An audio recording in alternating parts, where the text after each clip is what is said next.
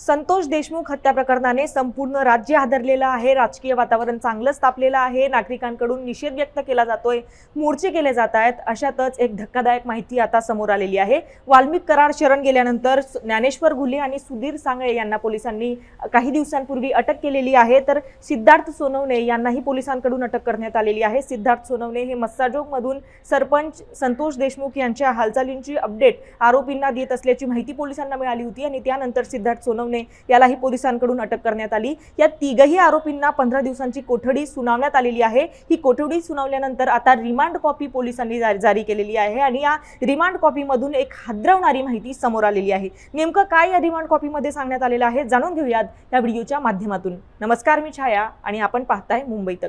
पोलिसांकडून समोर आलेल्या या रिमांड कॉपीमध्ये सांगण्यात आलेलं आहे की सदर गुन्ह्याच्या तपासादरम्यान डिजिटल एव्हिडन्स प्राप्त झाले असून त्यामध्ये सदर गुन्हा करत असताना आरोपींच्या डोळ्यात कोणतीही भीती किंवा पश्चाताप दिसून येत नाही। म्हणजे ज्यावेळेस ज्ञानेश्वर घुले, सुधीर सांगळे आणि इतर आरोपी, त्यात कृष्णा सांगळे असेल जो फरार आहे, ही सगळी आरोपी जेव्हा सरपंच संतोष देशमुख यांची मारहाण करून म्हणजे लोखंडी रॉड, तलवार आणि इतर अवजारांच्या माध्यमातून त्यांना मारून त्यांची निर्गुण हत्या करत असताना ह्या सगळ्या आरोपींच्या डोळ्यात त्याचा अजिबातच पश्चाताप नव्हता। उलट ते एका प्रकारे हे मारणं, ही हत्या करणं सेलिब्रेट करत होते असं या रिमांड कॉपीतून समोर आलेलं आहे। या रिमांड कॉपीमध्ये आणखी पुढे सांगण्यात आलेलं आहे की आरोपी हे सदर कृत्य करताना पाशवी आनंद घेत असताना दिसत आहेत।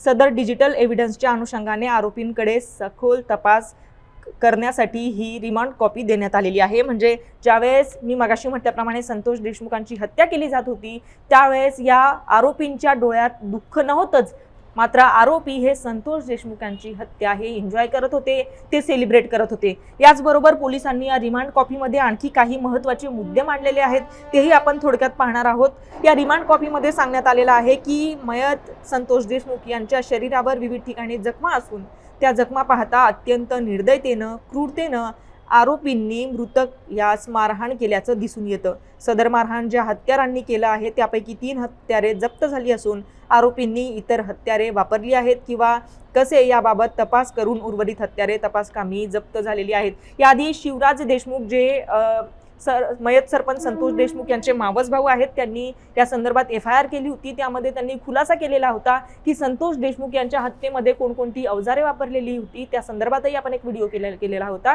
आणि त्या व्हिडिओनुसार एकूण 12 अवजारांनी संतोष देशमुख यांच्यावर हल्ला केला गेलेला होता। त्यात लोखंडी रॉड, कुऱ्हाड, फावडे, तलवारी अशा वेगवेगळ्या अवजारांचा समावेश होता। त्यातले 3 अवजार हे पोलिसांनी जप्त केलेले आहेत अशी माहिती या रिमांड कॉपीमध्ये देण्यात आलेली आहे। हा गुन्हा 3 डिसेंबर रोजी झालेला होता। 3 डिसेंबर 2024 रोजी सरपंच संतोष देशमुख यांचं अपहरण करण्यात आलेलं होतं आणि अपहरण करून त्यांची निर्गुण हत्या करण्यात आलेली होती। त्यानंतर या आरोपींना पोलिसांनी कोठडी सुनावलेली आहे। आणखी पोलिसांनी यात काय काय मुद्दे मांडलेले आहेत तेही आपण पाहूयात।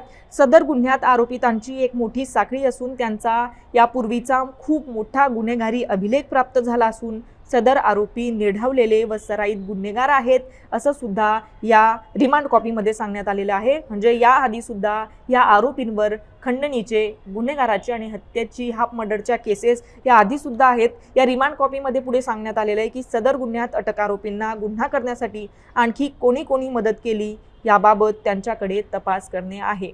जर आपण एकंदरीत बघितलं तर वाल्मिक कराडांवर खंडणीचा गुन्हा दाखल केलेला आहे।